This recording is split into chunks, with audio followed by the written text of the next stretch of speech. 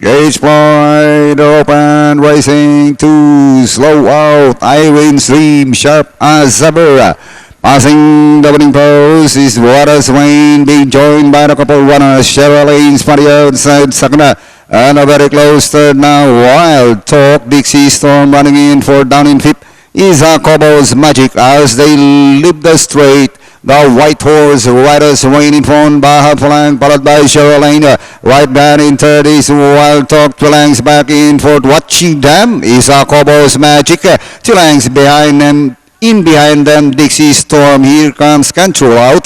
Long way back, Agent Sarto. Then followed over by Miss Tripty. Halfway down they travel. It is still Waters Wayne, Cheryl Lanes. Wild Talk now for the outside up past the last 600.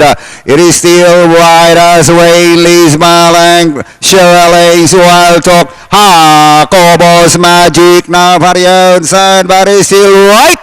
As Rains in front by Lang, followed by Cobo's Magic.